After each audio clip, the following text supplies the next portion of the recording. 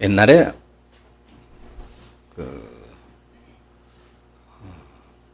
우리나라에 근대화가 이루어지고 얼마 지나지 않아서 한 시골 할아버지가 난생 처음으로 백화점이라는 데를 가봤어요.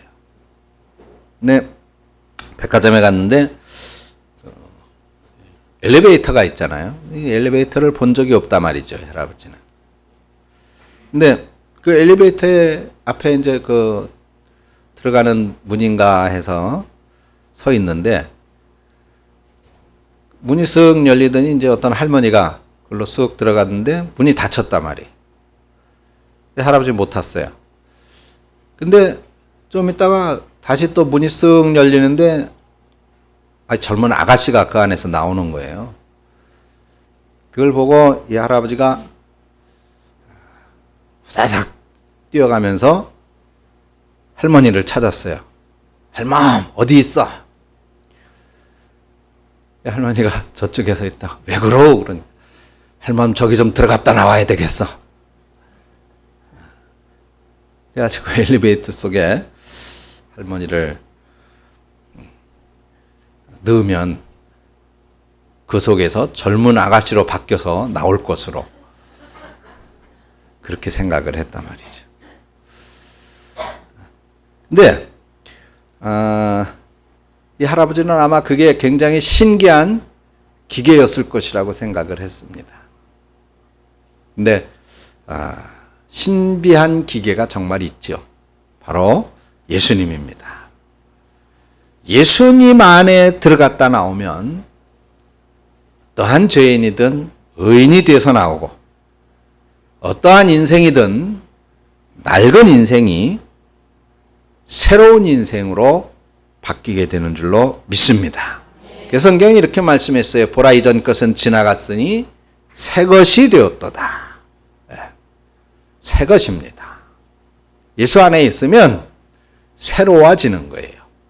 그 삶이 새로워지고 인생이 새로워지는 것입니다. 성경에 수많은 사람들이 등장을 하죠. 또 우리 기독교 역사상 수많은 사람들이 위대한 신앙의 선배들로 그렇게 기억되고 있습니다. 그 사람들 모두가 다 예수 만나고 새로워진 그런 삶을 산 사람이었던 것이죠. 그래 우리의 삶에 정말 중요한 전환이 때로는 필요하기도 한데 저는 그 전환을 만남을 통해서 이루어진다라고 생각을 해봅니다. 우리 삶에 있어서 만남이라고 하는 것은 대단히 중요하죠. 좋은 사람과의 만남을 위해서 소위 말하는 좋은 학교, 또 좋은 교회 굉장히 중요합니다. 그런데 특별히 이 좋은 교회와의 만남은 하나님이 부어주시는 축복된 삶에 있어서 가장 중요한 요소 중에 하나가 틀림없습니다. 어떤 사람이 마음에 작정을 하고 몇 년을 준비를 해서 크루즈 여행을 계획을 했습니다. 그래서 호화 여객선을 타고 세계 여러 곳곳을 여행하게 됐는데 몇 년 돈을 모았지만은 좀 부족했어요. 그래서 그 여행 기간이 2주인데 그 2주 기간 동안 먹을 약간의 식량, 과자 부스러기, 라면 몇 개를 준비해서 배에 탔습니다. 배에 타서 지나다 보니까 그 안에 그 돈이 많아 보이는 것 같은 그 부자들은 정말 진수성찬을 마음껏 즐기고 있단 말이죠. 근데 자기는 돈이 없어서 그 먹을 생각을 못하고 이제 준비해온 과자나 라면 그걸 가지고 끼니를 때웠어요. 배가 목적지에 도착을 했습니다. 선생님이 쫙 이제 서서 인사를 하는데 즐거운 여행이 되셨습니까? 이제 선생이 물었어요. 그러니까 이 사람이 좋은 구경이 되기는 했는데 2주 동안 먹을 게 없어서 혼났습니다. 그래서 선생님, 아니 왜 저희 배에서 제공하는 음식이 마음에 안 들었습니까? 그거는 돈이 없어서 못 사 먹고요. 내가 조금 준비해간 그런 과자와 라면만 먹고 살았죠. 선장이, 아니 그 배의 모든 음식은 손님께서 지불한 배삭세에 다 포함되어져 있는 건데 누가 그거를 알려주지 않았습니까? 그러는 거예요. 그래요. 다 내 것이었는데 내가 지불한 돈에 그 모든 것이 다 포함되어져 있었는데 그걸 모르니까 즐기지를 못했단 말이에요. 누리지를 못한 것이죠. 오늘 정말 많은 사람들이 바로 이 어리석은 승객처럼 마땅히 누려야 될 풍성한 삶을 누리지 못하면서 살아가고 있다는 것입니다. 요한복음 10장 10절에 예수님 말씀했습니다.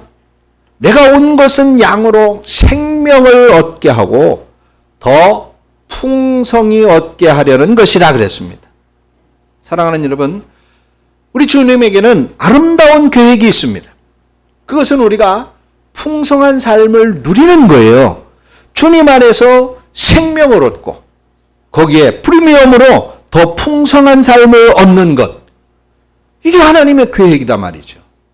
그럼 우리는 그것을 누리는 거예요. 누려야 되고 포함되어져 있는 거니까, 우리들의 구원된 삶에 포함되어져 있는 거니까 누려야 된다고 말이죠. 그래서 이런 풍성한 삶, 풍요한 삶을 우리가 누리기 위해서 반드시 만나야 될 만남이 있는데 그 만남이 바로 하나님과의 만남이다라고 하는 것입니다. 그 만남의 첫 번째가 바로 하나님과의 만남. 하나님과의 만남은 금방 말씀을 드렸던 것처럼 새로운 탄생이고 새로운 출발이고 거듭남인 것입니다. 우리 인생은 그래서 만남이 중요한 거예요. 만남으로부터 시작되는 거예요. 우리는 환경과 만나고 사람들과 만납니다. 행복을 만나는 사람이 있는가 하면 불행을 만나는 사람이 있습니다. 성공을 만나기도 하고 실패를 만나기도 하죠. 슬픔을 만나기도 하고 기쁨을 만나기도 합니다. 무엇인가 순간순간마다 시시각각으로 우리는 만나지 않고는 살아갈 수가 없는 것이 바로 이 세상인 것이에요. 그래서 이 만남을 잘 만나는 것, 그것이 정말 복 중의 복이고 축복이라고 하는 것입니다. 그래서 우리가 흔히 하는 말에 사람은 인복이 있어야 된다 그러잖아요. 인복.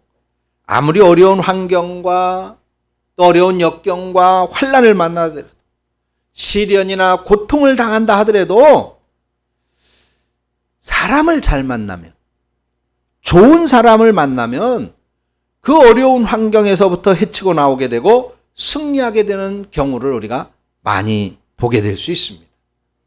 그래서 우리가 이 만남을 잘 만나야 되는데, 훌륭한 부모를 만나야 되고 좋은 남편, 좋은 아내를 만나야 되고 진실한 친구를 만나야 되고 또 삶의 올바른 지도자가 되어줄 수 있는 스승을 잘 만나는 것, 이것이 대단히 중요하고 큰 복이 되는 것입니다. 그 중에 가장 중요한 것이 말씀을 드린 대로 하나님 아버지를 만나고 주님을 구세주로 만나고 성령의 역사하심과의 만남이 중요합니다.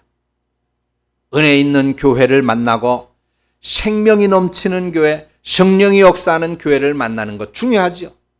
능력 있는 목회자를 만나는 것도 성도에게 가장 값진 축복이 되는 것입니다. 우리 사람은 태어나면서부터 날마다 그 수많은 만남을 통해 관계를 형성해 가고 있는 것이에요. 잠시뿐의 만남도 있지만은 또 친구들과의 만남은 5년, 10년 또는 50년 관계가 지속됩니다. 부모와 자녀의 관계는 죽을 때까지 그 관계가 지속되죠. 그런데 오래 지속되는 관계나 길을 지나가다가 스치는 관계이든 모두 우리들에게 있어서 그것은 우연이라고 하는 것은 아닙니다. 특별히 우리가 그리스도인으로서 믿음 안에서 만나게 되어지는 이 만남은 아주 신비로운 하나님의 섭리 가운데 이루어지는 만남이라고 하는 것을 믿을 수 있기를 축원합니다. 오늘 여러분들이 이 교회에 와서 목회자를 만나고 성도들을 만나고 예배를 드리고 말씀을 듣는다고 하는 이 사실 자체가 절대로 우연이 아니라 하나님의 계획된 섭리 가운데에서 되어진다라고 하는 겁니다. 물론 이런 준비된 만남, 계획된 만남뿐만 아니라 예기치 못한 그런 만남도 하나님께서 섭리하는 것이라고 하는 사실을 우리는 믿어야 될 것입니다. 성경에서 그런 과정을 볼 수가 있어요. 다윗 왕이 아들의 칼을 피해서 피난을 가죠. 가는 도중에 시므이라고 하는 사람을 만나게 됩니다. 이 예측 불허의 만남, 전혀 준비하지 않은 만남, 예상하지 않은 만남이었습니다. 이 시므이가 다윗에게 돌을 던지고 티끌을 뿌리면서 다윗을 조롱하고 욕되게 할 때에 이 일반 사람 같았으면 감정대로 했을 것 같으면 다윗은 화가 치밀어 가지고 부하들한테 당장 저놈의 목을 치라고 명령을 했을 거예요. 그러나 다윗은 그렇게 하지 않았습니다. 나를 조롱하고 나에게 돌을 던지고 나에게 티끌을 던지는 그 시므이도 바로 하나님의 섭리 가운데 만난 것이라고 여긴 것이죠.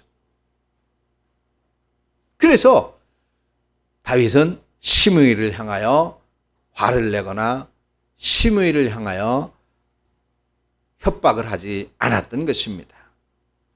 그 순간 다윗은 하나님이 이 만남조차도 섭리하는 것이다 라고 믿었고 그 순간 진지해졌습니다.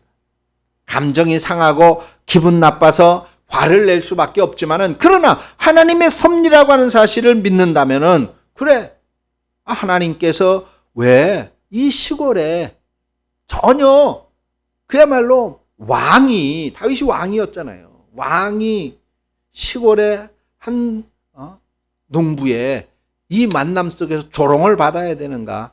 그럴 수 있지만은 그러나 다윗은 그것이 아니라 하나님께서 섭리하시는 가운데의 만남이라고 하는 사실을 생각하면서 관계를 형성하게 되는 것입니다. 이것이 우리에게 대단히 중요해요. 여러분, 우리의 사람은 그래요. 우리 감정은 수시로 달라질 수 있고 변화될 수 있습니다. 그런데 그럴 때에 우리는 판단이라는 걸 하게 되고 결정을 하게 돼요. 이렇게 할 것인가 저렇게 할 것인가 화를 낼 것인가 참을 것인가를 결정하게 되지. 근데 대부분의 사람들은 화를 내는 쪽으로 감정을 폭발하는 쪽으로 먼저 가요. 생각을 하지 않는단 말이죠. 근데 우리 그리스도인들은 항상 생각할 수 있기를 바랍니다. 오늘 말씀에서처럼 모든 만남은 우리 자체가 하나님의 섭리 가운데 있는 사람들이니까 하나님과의 만남을 통해서 우리 인간들과의 관계도 만남을 통해 형성되어진다라고 하는 사실을 깨닫고 그 안에서 내가 어떻게 행동해야 될지를 판단하고 결정하되 우리는 성경 안에서 교훈을 받은 대로 판단하고 결정하는 사람들이 되어져야 될 것이란 말이죠. 제가 오늘 오후 시간에 설교에서 말씀을 드릴 건데 바로 이때 우리는 어떤 결정을 해야 올바른 결정이 되느냐라고 하는 것입니다. 그래서 제가 우리 인생의 길, 그래서 오후 제목이 새로운 인생길이에요. 다른 사람들, 그냥 일반 사람들하고는 우리는 다른 삶의 길을 판단하고 결정하고 그 길을 가야 된단 말이죠. 그게 야곱의 길입니다. 야곱의 길. 다른 사람들 같으면, 일반 사람들 같으면 이렇게 했겠지만은, 그러나 우리는 그리스도이니까, 예수 믿는 사람이니까, 그러면 우리는 이렇게 해야 된다 라고 결정해서 그 길을 가는 거예요.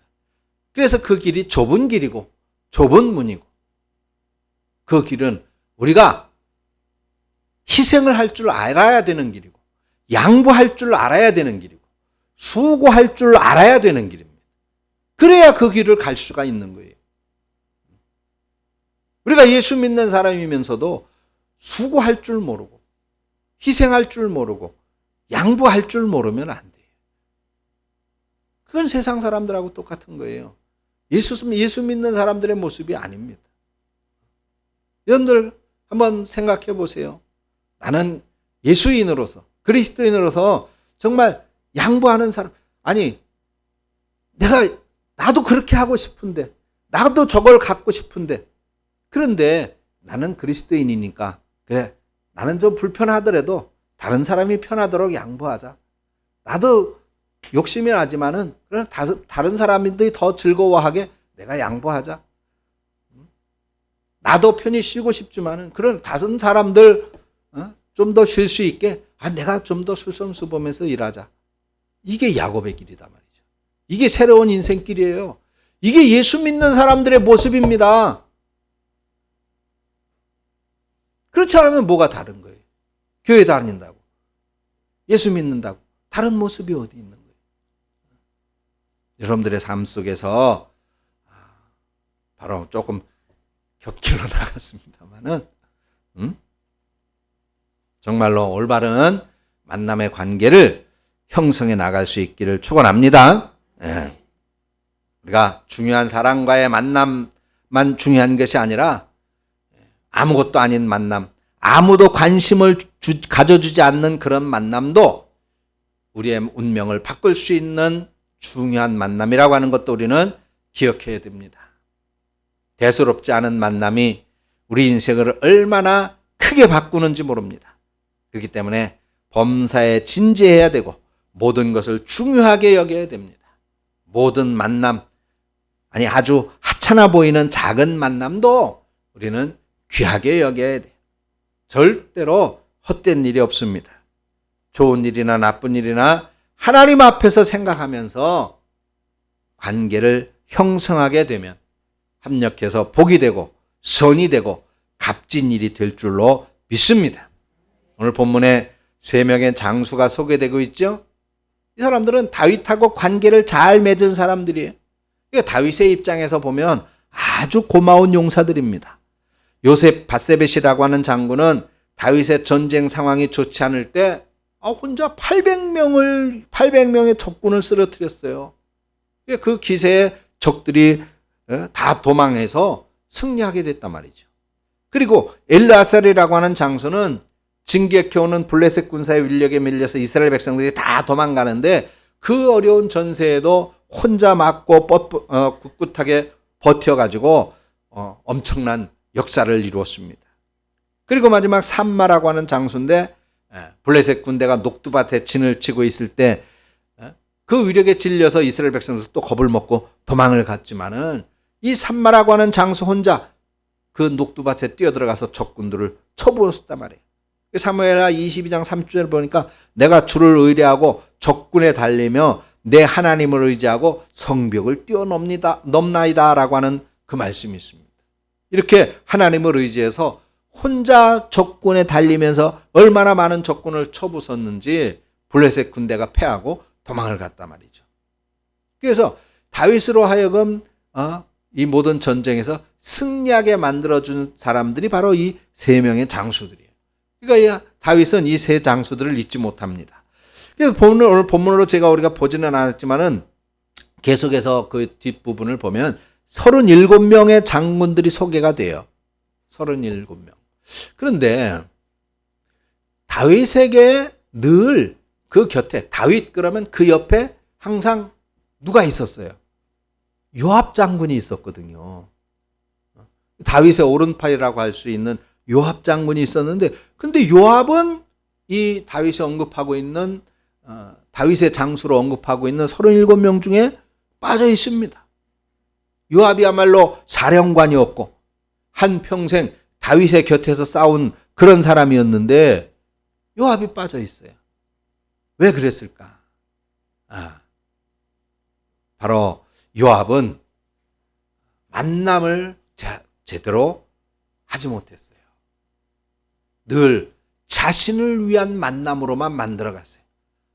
그래서 자신의 자리에 해가 되는 모든 사람들은 다 적으로 만들었고, 그리고 라이벌이 되는 그런 사람들을 다윗의 허락도 없이 다 죽여버렸단 말이에요. 그래서 결국 나중에 다윗이 솔로몬으로 하여금 요압을 제거하게 됩니다. 인간관계를 잘 못한 사람이죠. 정말 다윗에게 있어서 가장 중요한 사람이었지만은, 그러나 그 관계를, 만남을 제대로 못했기 때문에 요압은 결국 불행한 최후를 맞이했던 것입니다. 우리는 인간관계를 그래서 잘 형성해야 되는데 어떻게 하는 것이 잘 형성하는 것일까 생각해 보니까 상대방에게 고마운 마음을 갖는 것, 감사한 마음을 불러일으키게 하는 것이 중요하다라고 생각이 되어집니다. 예수를 믿지 않는 사람과의 만남은 그 만남이 언제까지 지속되어질까요? 아마 정말 오래 지속되어진다면 무덤까지 갈 것입니다. 그것이 예수 믿지 않는 사람과의 만남의 관계가 잘 유지될 때에 무덤까지 가는 거예요. 근데 우리 예수 믿는 사람들과의 만남은 그 관계를 잘 형성할 때 그 만남의 관계는 어디까지 가요? 천국까지 가는 거예요. 천국까지. 천국까지라고 하는 것은 영원히 간다 그 말이에요. 영원히. 그러니까 우리가 교회 안에서의 만남에 얼마나 더 신경을 써야 되는지 여러분들 깊이 생각할 수 있기를 바랍니다. 그래서 우리는 영원히 천국까지 가야 될 이 만남을 잘 더 신경을 써서 그 만남을 잘 형성할 수 있기를 축원합니다.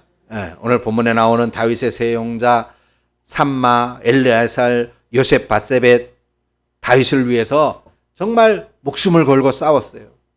다윗을 위해서 그렇게 싸운 건 물론 다윗이 내가 주군으로 다윗을 섬길 만한 그런 훌륭한 왕이기도 했지만은, 그러나 다윗이 그렇게 흠모할 만한 그런 사람이었습니까? 아니었잖아요. 흠이 많았습니다. 다른 사람의 아내를 빼앗았고 그 남편을 죽인 사람이고 아들을 잘못 기른 사람입니다. 그 아들이 아버지 다윗을 죽이고 자기가 왕이 되려고 반란을 일으키기까지 했잖아요. 그런데도 이 사람들이 다윗을 위해서 이렇게 싸우는 것은 뭐예요? 하나님께서 다윗을 기름 부어서 왕으로 세우시고 하나님께서 함께하는 사람이구나. 하나님께서 다윗 편에 계시는구나. 내가 다윗을 위해서 싸우는 것은 바로 하나님을 위하는 일이구나 라고 하는 걸 깨달았기 때문에, 그래서 그들은 하나님을 의지하고 싸웠다라고 사무엘하 22장에 말씀하고 있는 것입니다. 여러분, 세상의 모든 일은 다 이렇게 하나님과 관계되어져 있습니다. 악한 인간은 사람을 쓰고 그 사람의 효용 가치가 떨어져 버리면 그 사람을 버리게 되지요. 그래서 우리 옛말에 토사구팽이라고 하는 말이 있는 것입니다. 토끼 사냥을 마친 사냥개는 잡아먹는 것이죠. 그러나 선한 사람은 사람을 썼을 때 반드시 보상을 해주는 것입니다. 하나님께서는 사람을 쓰시고 상을 주신다는 걸 믿으시기 바랍니다. 마귀는 가룟 유다를 사용하고 그가 배가 터져서 죽을 때 버렸습니다. 그런데 하나님께서는 예수님을 위해서 순교하는 스데반을 보시고 어서 오너라. 그러면서 스데반에게 상을 주셨습니다. 우리는 선한 하나님과 다윗을 닮는 그런 사람들이 되어야 될 줄 믿습니다. 언제나 빛과 그림자는 함께 있는 것이에요. 살아가면서 나한테 잘해준 이 고마운 분들의 손을 잡아주면서 감사할 줄 아는 관계를 형성할 때 하나님께서 복을 주시고 상대방도 더 도와주시고 자신도 은총에 겨운 삶을 영위하게 되는 줄 믿으시기를 축원합니다. 이런 것처럼 인생은 만남이에요. 인생은 너와 나의 만남입니다. 산다는 게 뭐예요? 역시 만남입니다. 만난다라고 하는 것은 사랑한다는 것이에요.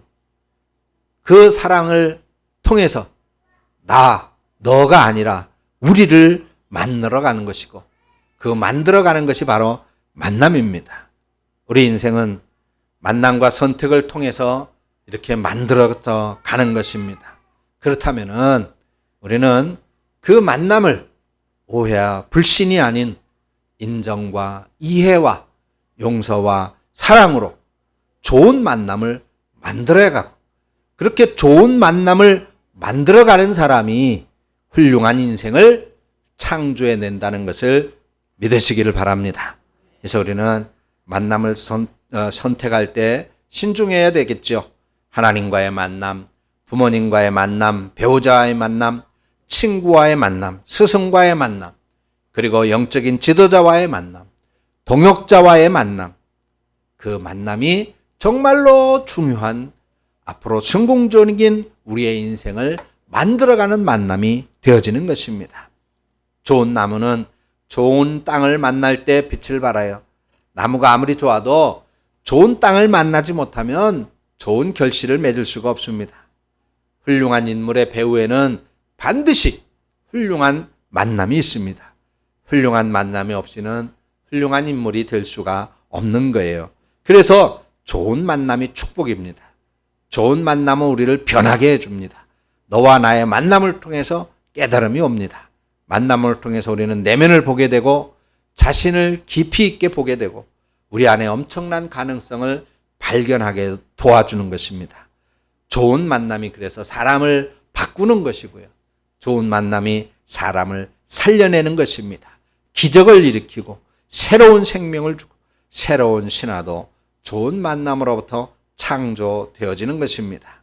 그래서 좋은 만남을 우리는 가져야 되는데 근데 중요한 것은 이 만남을 아름답게 가꾸는 것이 중요해요. 아름답게 가꾸는 것. 정원과 가정은 가꿀수록 아름답다라고 하는 말이 있는데 이 만남이라고 하는 것도 그렇습니다.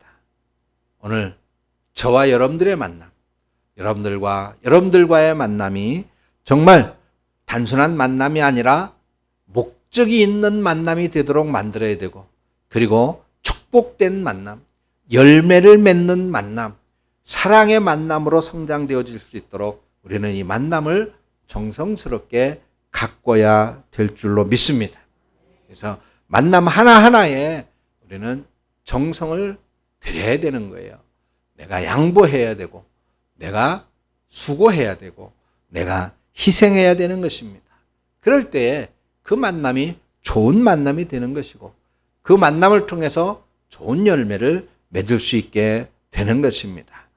또한 하나님의 영광을 드러내는 만남이 되도록 우리는 더더욱 신경 써야 되겠죠. 왜? 우리는 그리스도인이기 때문입니다. 그래서 깊은 영성을 가져야 되고 깊은 영성은 만남을 소중히 여기는 것입니다.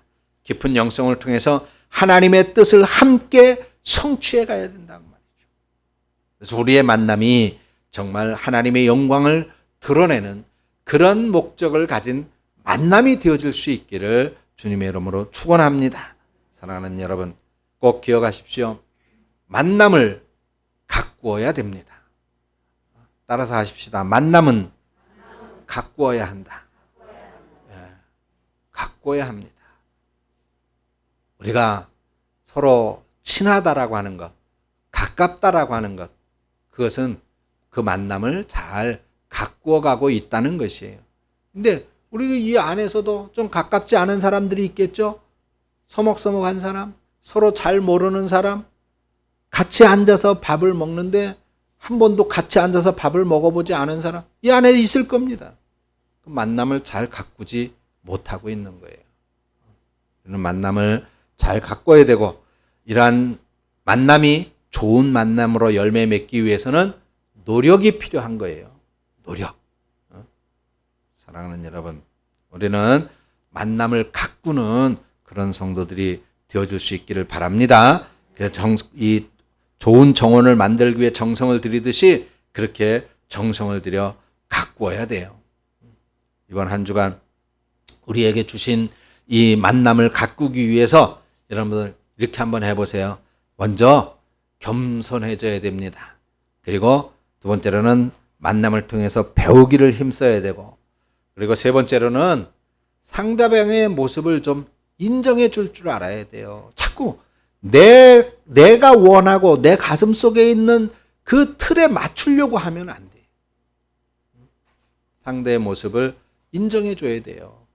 그 모습을 인정할 때에 우리는 좋은 만남을 가질 수가 있고, 그 만남을 좋은 만남으로 만들기 위해서 좋은 만남을 향한 지향하는 그런 자세를 가져야 됩니다.